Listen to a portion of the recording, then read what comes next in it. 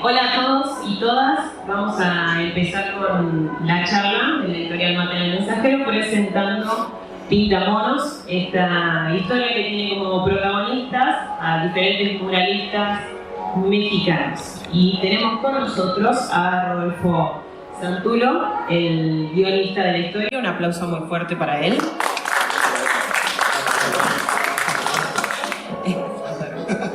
Y tenemos a Leonardo Sandler, el artista de Pintamonos. Otro aplauso para él, por favor. Muy bien. ¿Quién quiere? Bueno, romper el hielo. Ya rompieron el hielo, así que... No había hielo, no.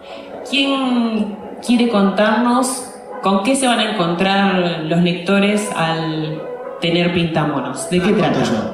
Pintamonos en realidad empezó siendo una idea de Roberto. Una sola idea era que era el primer arco argumental, tiene 4 arcos argumentales, que era una falsa biografía, ¿verdad? Donde los muralistas Diego Rivera y David Alfaro Siqueiros, por un entredicho no, por el atentado real, en la vida real, que Siqueiros le perpetra a Trotsky en casa de Frida Kahlo, teóricamente no pasó más que eso, hubo una enemistad a nivel político, pero acá Rodolfo inventó como que se iban a arreglar los tiros entre ellos. Y hicimos la primera historia y quedó, y después se nos ocurrió seguir, porque fuimos investigando sobre diferentes cosas, incorporar a Frida Kahlo, y después nos fuimos enterando de que Siqueiros se tiene que exiliar hacia Argentina, pinta un mural acá, y nos dimos cuenta de que había un montón de gente del momento histórico y político de toda Latinoamérica que estaban muy mezclados entre ellos y constantemente se cruzaban las historias.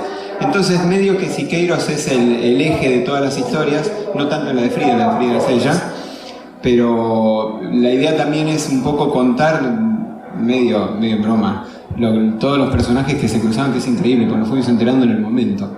Así que es medio eso, es las interacciones que tienen los muralistas mexicanos, que se tenían mucha bronca a nivel político entre ellos, y todo lo que generaban alrededor, porque era todo un movimiento latinoamericano impresionante. O sea que a la hora de realizarla, surgió primero como una idea, pero después fueron trabajando en simultáneo.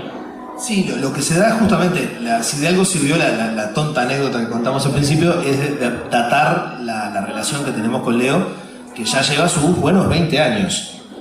Entonces, en algún momento también nunca hicimos nada juntos, y empezamos con este proyecto hace tiempo, hace unos 10 años en realidad. La primera historieta en su primera versión, no es exactamente la que van a encontrar en el libro, es del año 2008, 2009.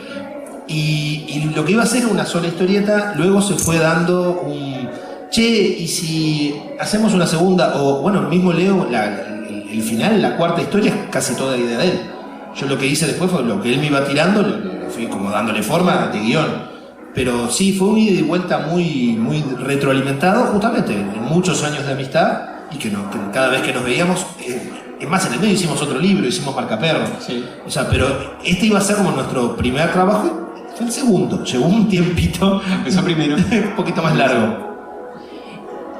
Creo también, ustedes me dicen que hubo una investigación histórica. Debe ser más difícil, quizás, que uno cuando hace una historieta histórica, por ahí es más simple contar algo que pasó de acá a acá que tener que meter la ficción dentro de eso, porque ustedes por ahí ocupan espacios vacíos o van uniendo hilos de situaciones que pasaron realmente. ¿Lo sintieron como algo difícil de abordar? En realidad, bueno, no sé en lo gráfico, porque vos en lo gráfico igual es más fiel, si se quiere. Sí, es que justamente el anclaje que hace que la historieta tenga cierto aviso de realidad es tratar de gráficamente que sea lo más fiel posible y lo más riguroso. Y en mi caso, mira, hay una medida que va trabajando, va como agarrando, si se quiere, ciertos como referentes que terminan siendo tus métodos de trabajo. Y yo he hecho muchas historietas históricas, y si hay un método, no creo que sea un método, no creo que esté tan planeado, yo creo que es más improvisado y por práctica.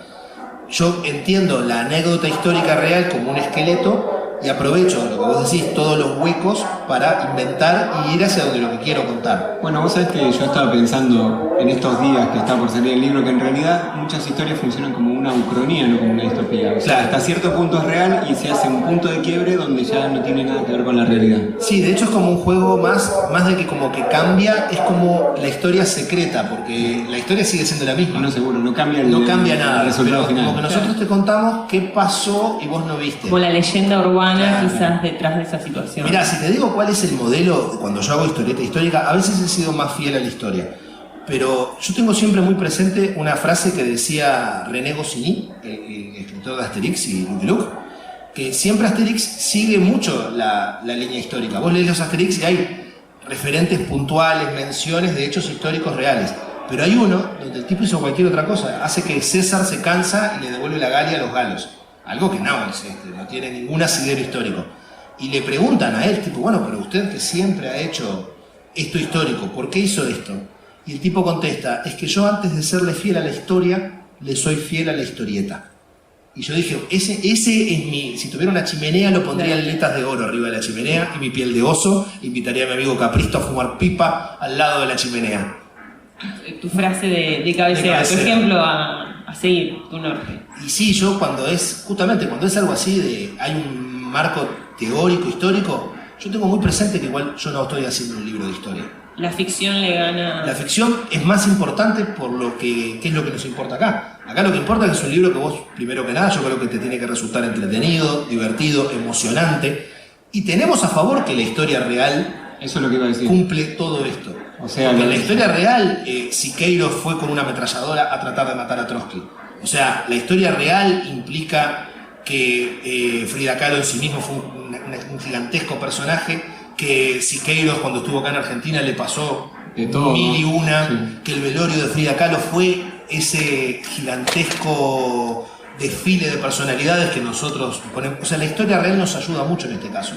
Lo que nosotros nos permitimos es como un pequeño desvío para potenciar, si se quiere, el género, sea comedia, sea policial, sea aventura.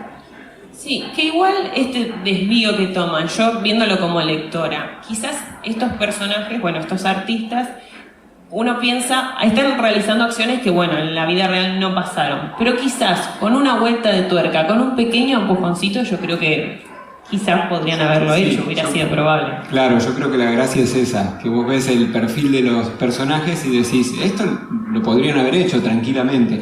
Aparte de lo que decía Rodolfo, hay personajes que son con una historia increíble cada uno y aparecen secundarios que da para hacer un libro de cada uno. Por ejemplo, yo siempre pienso en Blanca Luz Brum, que era la esposa de Siqueiros, que fue trotskista, revolucionaria, mexicana, vino a Argentina, termina con Natalio Botana, después termina en el peronismo y al último termina propinochetista en Chile, totalmente de derecha. Te falta un dato importantísimo. ¿Cuál? Era uruguaya. Ir uruguayo.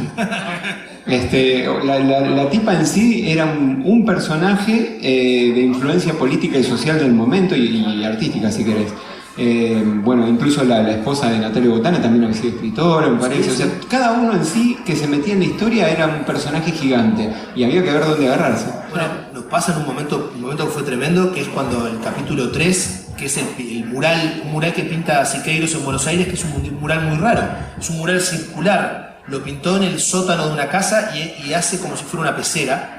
La lista de los que lo ayuda Bernie a pintar. Hay gente de la actualidad ahí. Bueno, eso es porque él es muy gracioso y le gusta dibujar Y teníamos que aparecer. Es buenísimo, dice, en un momento dado la viñeta dice, solo personas selectas fueron, y aparece Borges, y aparecemos nosotros dos, así, mirando el mural. Excepto nosotros, los demás, García Lorca, estaban todos, Alfonsín Storni. Bueno, lo del mural fue una cosa que no sabíamos que íbamos a hacer una tercera historia, y yo, viendo cosas de Siqueiros, le digo, ¿vos sabés que Siqueiros pintó un mural acá en Argentina? Y nos pusimos a investigar, y el mural en sí ya es un personaje aparte, porque lo pinta Siqueiros en el sótano de Botana. Eso era una mansión gigante en Don Torcuato que se empieza a lotear y se empieza a dividir de tan grande que era. La parte del mural, la parte que tenía el mural, que esto no está en el libro, termina comprándola el ingeniero Álvaro Alzogaray. Cuando la esposa de Álvaro Alzogaray baja al sótano y ve eso, considera que es pornográfico y que a su hija pobre, la ingeniera, le iba a hacer mal. Entonces manda a despintar el mural con ácido, me parece ácido muriático o algo así. Como Siqueiros usaba pinturas industriales de auto, poliuretanos y no sé qué, no lo pudieron despintar, entonces lo mandó a blanquear. Luego esa parte de la quinta se vende y se vuelve a lotear y el mural queda enterrado y olvidado años. Y no sé quién sabía la historia y lo encontró y lo empezaron a despintar, lo desmantelaron y lo metieron en un container y quedó atrás de la casa de gobierno durante 10 años, no sé cuánto más. Y alguien después se dio cuenta y dijo, acá está el mural de Siqueiros, y lo armaron y actualmente está en el sótano de la Casa Rosada, en el museo al lado de la Casa Rosada. ¿Fueron a No, verlo? Tenemos que ir No. hacer fotos. Estamos lejos cualquiera de los dos, pero en realidad yo voy muy seguido a Buenos Aires. Lo mío ha sido falta de voluntad, nomás, porque he estado cerca. Pero sí, más, en algún momento una cosa que nos pasó es que mantuvimos el formato de la primera historia, que eran 14 páginas, y fue difícil, porque empezábamos a... Esto del mural es para hacer un libro, la historia del mural es como para hacer un libro por sí sola y ver a dónde va. Es más, por ahí tampoco hacen tanto foco en los murales en sí, salvo en esa historia. Porque lo que importaba además eran justamente los personajes. Y un poco lo que pasó es que Siqueiros, así sea porque es el que más se movió, no fue ganando como el rol de protagonista. Es el que pone como si fuera el coyote que siempre quiere cazar el correcaminos, siendo el correcaminos Diego Rivera. El impulso. Es el que cambia el statu quo. Aparte donde había un despelote el tipo se metía, Sí. le gustaba. Siempre, y era una máquina de hacer Bueno, macanas. ¿querés contar lo del personaje, el cuarto personaje, no me acuerdo el nombre ahora, de los que ayudan en el mural que no le encontramos la cara? No, bueno, no porque no me acuerdo el nombre. En un momento dado la lista de los Enrique cuatro, Lázaro, ahí va, Enrique Lázaro. los 4 que ayudan a pintar el mural, 3 son pintores muy conocidos, Bernie, Castañino y Spielberg. claro, que fue fácil. Él agarró, puso un Google, foto. Y el cuarto, que era uruguayo además, Era un escenógrafo uruguayo. ¿y este quién es? Yo fui hasta el centro de fotografía de Montevideo, que tiene un archivo muy, muy rico, y nunca le encontramos la cara. Y al final un día dice, ya fue, lo pinto, le hago bigote y es este. ¿Quién va a decirnos que no? Y claro, ¿quién? Si la cara del tipo No está no en ningún lado, existe. sí. No apareció hasta ahora. No, pero el libro recién acaba de salir, estamos a tiempo que alguien venga y nos corrija.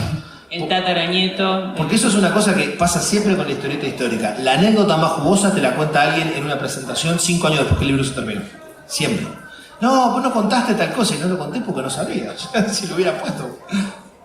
Tomando esto que dicen, bueno, de la investigación de los rostros, de la imagen de los personajes, ¿cómo fue para vos, Leo, el hecho de que, bueno, estás tratando con personajes que son íconos de la cultura popular, para llevarlos, quizás la historia tiene situaciones un poco más bizarras o un poco más explosivas, en donde manejan expresiones que pueden llegar a lo gestual extremo o caricaturesco? ¿Cómo hiciste para conseguir eso y seguir manteniendo la identidad y la imagen de estos artistas? Bueno, eso es lo que hablamos con Rodolfo recién. Uno cuando tiene que dibujar un personaje histórico, normalmente empieza a acostumbrar la cara del personaje a lo que a uno le queda cómodo, a hacer su propio personaje.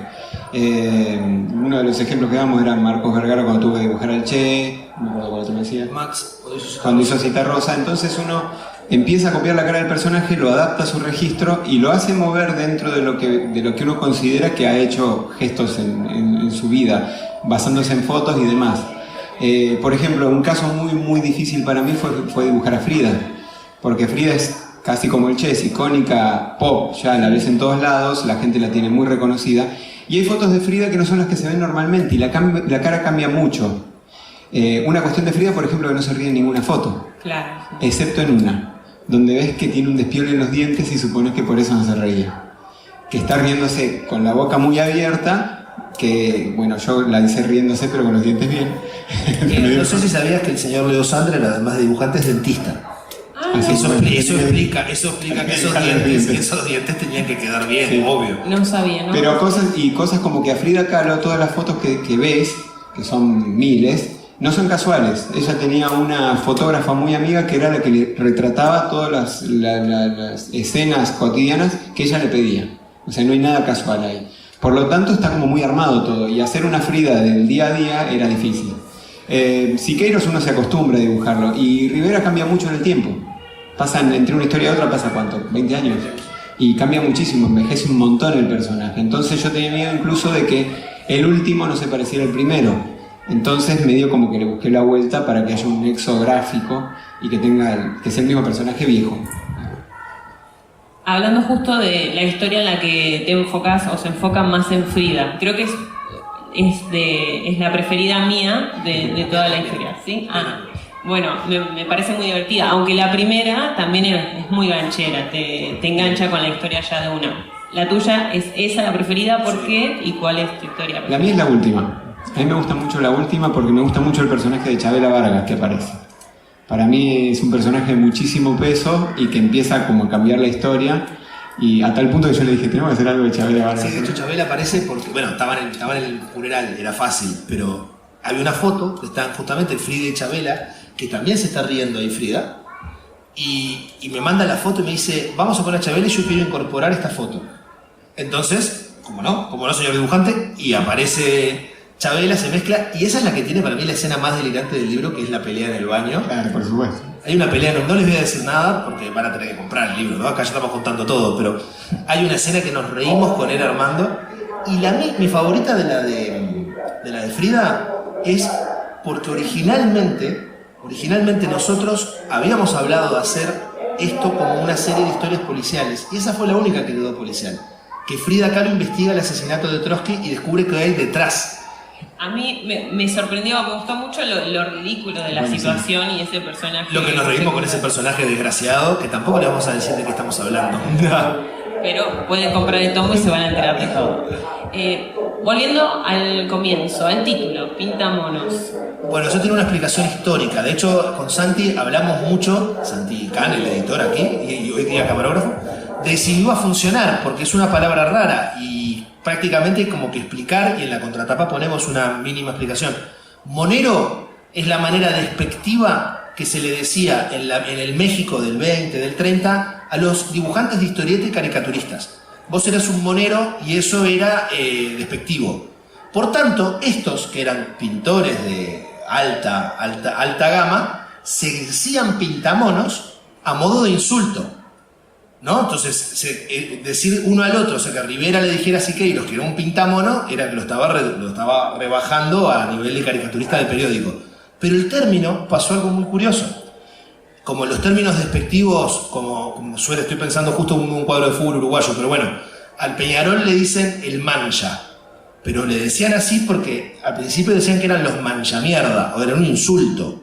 ¿Qué pasa? Fue una apropiación cultural del término y hoy día ellos lo dicen orgullosos, nosotros somos los manchas. Bueno, como acá los canallas y leprosos. Los canallas y leprosos, ahí va, ves que había un ejemplo mucho más cercano.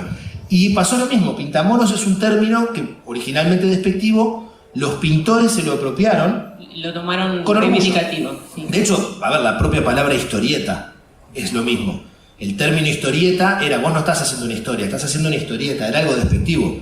Y yo creo que es un término hermoso que llevamos 100 años apropiándolo. Y es un poco eso, la apropiación de un insulto. A eso iba mi siguiente pregunta. Si en algún momento ustedes, en el trayecto trabajando en la historieta, se sintieron que fueron tratados de pintamonos. Yo sí, no sé, no ahora. Bueno, yo no porque no pinto, pero...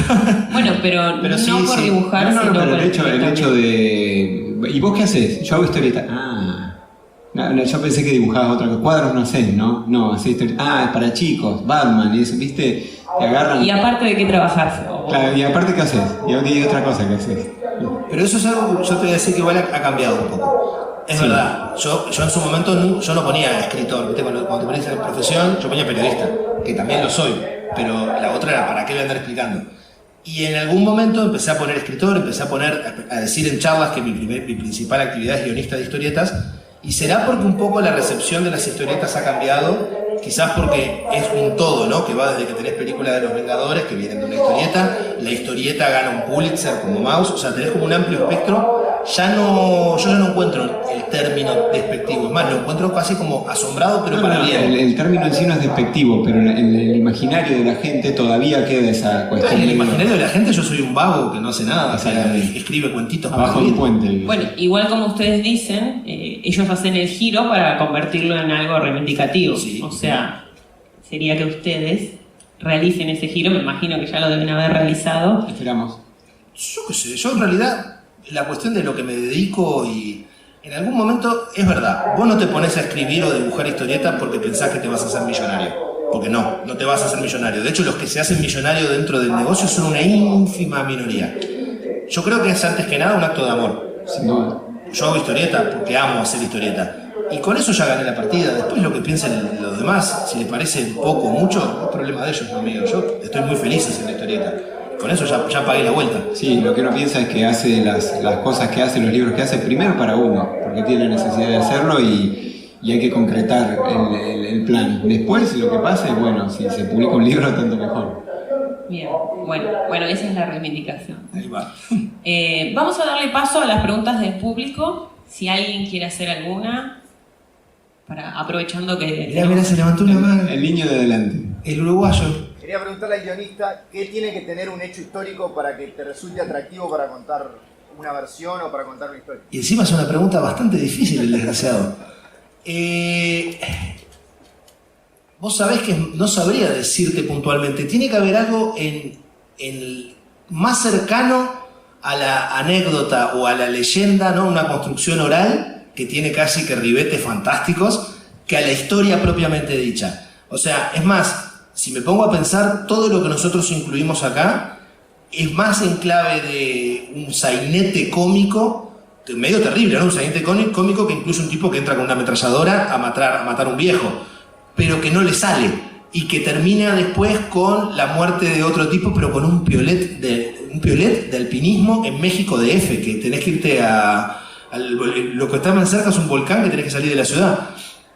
Entonces te diría que es como el potencial de lo entre fantástico y absurdo de la anécdota o de la épica quizás, pero siempre cosas más cercanas a la leyenda que a la historia fría. Y entonces ese hecho, que pasa mucho más seguido de lo que uno quiere creer, porque la historia 1000 veces es absurda, es ridícula, es épica, es fantástica, es como lo que me hace sonar campanita y digo, estaría buenísimo desarrollar esto. Qué buena pregunta, ¿eh? Qué capo. Muy bien. Muy bien. ¿Alguien más tiene algo? Hay otro uruguayo. Sí. Vieron que los uruguayos traemos uruguayos para estas cosas, ¿no? Tengo una pregunta para Leo, el dibujante. Muy bien. Este es un libro que se dibujó a lo largo de un montón de años y los dibujantes habitualmente evolucionan en su estilo. Entonces, ¿cómo hiciste para que quede más o menos uniforme algo que tiene tantos años de diferencia? Hacen buenas preguntas, sí. Muy buena pregunta. Juro que no lo seleccionamos, ¿eh? Lo están haciendo ellos. Bueno, sí, lo que traté de hacer es copiarme a mí mismo, en cuanto a registro, en cuanto a estilo. Igualmente me permití una evolución, creo, dentro del dibujo, porque hay cuestiones técnicas que van cambiando y me gustaba innovar un poco. Pero en cuanto a un registro tenía que quedar muy parecido, lo primero con lo último. Y acá entre nosotros, ya que somos pocos y nadie va a decir nada, hay algunas cosas de los primeros que modifiqué a último momento. Algunas cuestiones como caras o gestos, en algunas partes puntuales los tuve que modificar porque si no ya no se parecían los primeros a los últimos. Pero sí tuve que hacer eso, o sea, ir virando el registro, o sea, el estilo de los primeros cuadros para que se parecieran a los últimos. Es difícil porque uno, como decís vos, o sea, ya te habrá pasado, vas dibujando y ya no querés dibujar como dibujabas antes. Pero como no estaba mal, me pareció que podía servir y me parece que el resultado está bueno porque queda homogéneo. Bien. ¿Hay algo que quizás les haya quedado en el tintero? Yo quiero decir una cosa respecto de la cuestión histórica del libro, que en realidad los muralistas uruguayos eran 3. Mexicanos. Eran 3. Esto por mi combo de nacionalidades. Porque él es mexicano, aparte. Sí. Sí. Si querés ahora lo explico. Pero Sí, después lo explico. Eran 3 muralistas mexicanos, el otro era Orozco, que se lo nombra nada más. Y Orozco no tenía nada que ver con la cuestión política, el tipo ni se metía. De hecho hay una anécdota que en un momento en un sindicato, porque Rivera y Siqueiros iban a los sindicatos porque querían llevar su arte al pueblo y a la gente, qué sé yo, y se metieron en el sindicato y terminaron hablando de política, de izquierda, qué sé yo, y estaban en el mismo sindicato, en el estrado, discutiendo Rivera y Siqueiros, y estaba Orozco en el público. Y en un momento se armó tanto que uno de los moderadores le pregunta a Orozco, ¿usted qué piensa, maestro? Yo soy pintor, no tengo idea, dijo el tipo. O sea, no se metía, estaba al margen de la cuestión política, pero era la tercera pata de los muralistas de allá. Y tremendo muralista, te diría. O sea, Orozco es probablemente el menos conocido, quizás por esto mismo que dice Leo. Los otros dos, por su actitud y actividad política, también tuvieron más visibilidad artística que el que era simplemente un pintor. En cuanto a por qué soy mexicano, mis padres, uruguayos, de hecho mi madre es española, pero bueno, uruguayos ambos, sí, soy un espía, tengo nacionalidades por todos lados. En la dictadura se exiliaron en México y allá aparecí yo. Y a los 4 años volvieron y yo vine a Uruguay, por tanto en realidad soy mucho más uruguayo que cualquier otra cosa, pero sí, el pasaporte está. ¿Y este libro tiene que ver también un poco con eso? ¿Hay algo? Yo volví mucho. Yo vi los murales, por ejemplo, de hecho es muy curioso, pero el mural que tengo más cerca, que es el del Siqueiro de Buenos Aires, es el que no conozco. Pero murales de cualquiera de los 3 que mencionaba Leo, o pinturas, o la casa de Frida Kahlo, o la casa de Trotsky, yo estuve en todos esos lados. O sea, yo volví varias veces a México para conocer el país donde había nacido, pero además porque allá quedó viviendo mi hermana mayor, que vive hasta el día de hoy. Entonces, y tengo tíos también. Es mi segundo país familiar, sin duda, al que he vuelto muchas veces y volvería más si volar en avión no fuera tan caro. Bien, bueno chicos, me quedaría hablando un montón de tiempo más con ustedes, pero tenemos que... El tiempo es tirano. Si quieren conseguir pintamonos, va a estar en el stand de Mate al Mensajero. ¿Ustedes van a andar por ahí también? Sí, de hecho, ¿no es que firmamos hoy? A las 6:30, ¿no? 6:30. A las 6:30 vamos a estar firmando ejemplares. Listo. Así que bueno, un fuerte aplauso para